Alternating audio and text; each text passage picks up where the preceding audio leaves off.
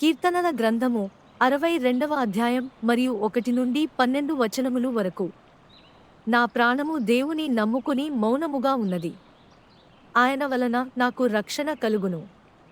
ఆయనే నా ఆశ్రయదుర్గము, ఆయనే నా రక్షణకర. ఎత్తైన నా కోట ఆయనే, నేను అంతగా కదలింపబడను. ఎన్నాళ్ళు మీరు ఒకనిపైబడుదురు? ఒరుగుచున్న గోడను పడబోవు కంచెను ఒకడు పడద్రోయునట్లు మీరందరూ ఎన్నాళ్ళు ఒకని పడద్రోయ చూచుదురు. అతని ఔన్నత్యము నుండి అతని పడద్రోయుటకే వారు ఆలోచించుదురు. అబద్ధమాడుట వారికి సంతోషము, వారు తమ నోటితో శుభవచనములు పలుకుచు అంతరంగములో దూషించుదురు. సెలా. నా ప్రాణమా, దేవుని నమ్ముకుని మౌనముగా నుండుము, ఆయన వలననే నాకు నిరీక్షణ కలుగుచున్నది. ఆయనే నా ఆశ్రయదుర్గము, నా రక్షణాధారము, నా ఎత్తైన కోట ఆయనే, నేను కదలింపబడను. నా రక్షణకు, నా మహిమకు దేవుడే ఆధారము. నా బలమైన ఆశ్రయదుర్గము, నా యాశ్రయము దేవునియందే యున్నది. జనులారా, ఎల్లప్పుడూ ఆయనయందు నమ్మికయుంచుడి, ఆయన సన్నిధిని మీ హృదయములు కుమ్మరించుడి. దేవుడు మనకు ఆశ్రయము. సెలా. అల్పులైన వారు వట్టి ఊపిరి అయి ఉన్నారు.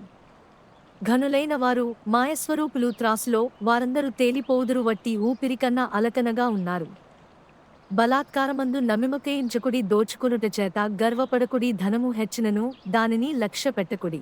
బలము తనదని ఒక మారు దేవుడు సెలవిచ్చెను, 2 మారులు ఆ మాట నాకు వినబడెను.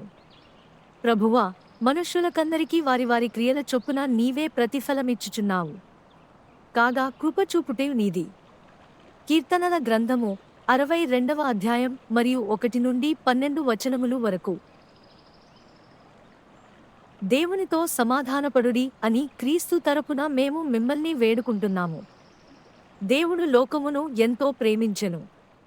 కాగా ఆయన తన అద్వితీయ కుమారునిగా ఆయనయందు విశ్వాసముంచు ప్రతివాడును నశింపక నిత్యజీవము పొందునట్లు ఆయనను అనుగ్రహించెను. మెస్సియ శ్రమపడి 3వ దినమున మృతులలో నుండి లేచును. ఆయన నామమందు పాప క్షమాపణ నిమిత్తము అన్ని జనములలో పశ్చాత్తాపము ప్రకటింపబడును. నేడు మీరు ఆయన స్వరము వింటే మీ హృదయములను కఠినపరచుకొనకుడి. ఇప్పుడు దేవుని కృప సమయము, ఇప్పుడే రక్షణ దినము. అయ్యా, రక్షణ పొందాలంటే నేను ఏమి చేయాలి? ప్రభువైన యేసుక్రీస్తునందు విశ్వాసముంచుము, అప్పుడు మీరును మీ ఇంటివారును రక్షణ పొందుదురు. యేసు ప్రభువని నీ నోటితో ప్రకటించి, దేవుడు మృతులలో నుండి ఆయనను లేపెనని నీ హృదయమందు విశ్వసించిన ఎడల మీరు రక్షింపబడుదురు. మీరు పశ్చాత్తాపపడి మీ పాప క్షమాపణ నిమిత్తము ప్రతివాడు యేసుక్రీస్తు నామమున బాప్తిస్మము పొందుడి. అప్పుడు మీరు పరిశుద్ధాత్మ వరము పొందుదురు. మరెవరియందునూ రక్షణ లేదు. ఆకాశము క్రింద మనుష్యులకు ఇయ్యబడిన మరి ఏ నామము వలనను రక్షణ కలుగదు.